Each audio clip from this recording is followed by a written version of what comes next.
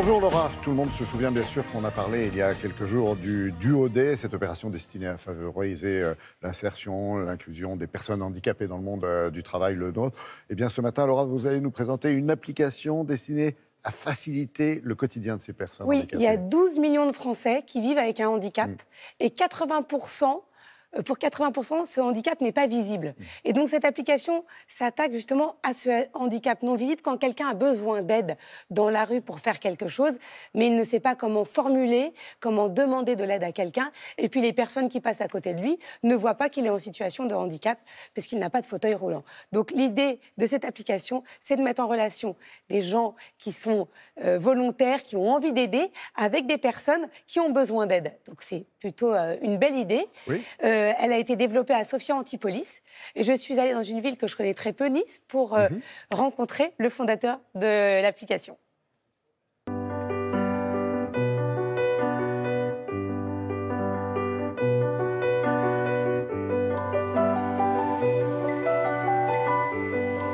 Helply, c'est une application qui permet à des personnes qui sont en situation de handicap de se signaler lors d'une activité et de demander de l'aide lorsqu'une situation devient difficile pour elles.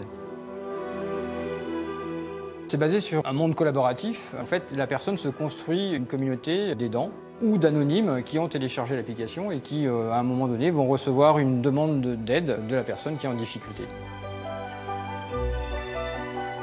L'application, en fait, va décrire non pas le type de handicap de la personne, mais plutôt le besoin d'aide en fonction de l'activité qu'elle pratique. Lorsque la personne, par exemple, veut pratiquer la promenade ou la rando, elle a juste à signaler qu'elle va démarrer cette activité pour une durée déterminée. Et ensuite, elle va signaler sa demande d'aide. Et les personnes qui sont aux alentours vont recevoir une notification qui va décrire en fait le type d'aide dont la personne a besoin pour traverser la route, par exemple.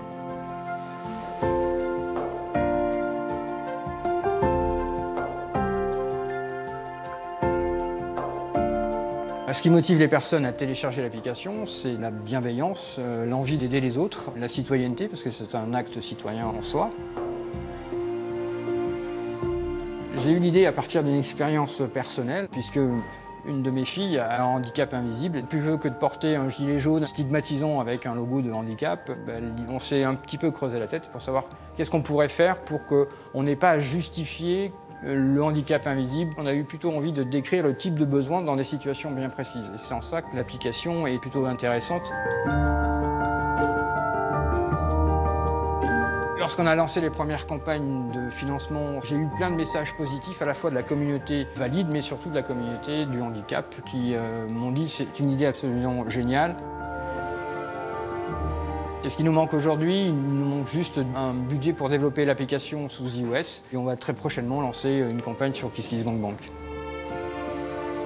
Une très belle application, Laura. Ce qui est intéressant, c'est que qu'on soit handicapé ou pas, on a tout intérêt, si on a envie de donner un coup de main, bien sûr, à prendre cette appli. Voilà, et vous avez vu, il fait ça entièrement bénévolement, donc il faut l'aider, il faut télécharger l'application et la faire connaître autour de vous. Ça s'appelle Helply, L comme Laurent, Please, P-L-I-Z. Voilà, exactement. C'est une application que nous allons télécharger tout de suite.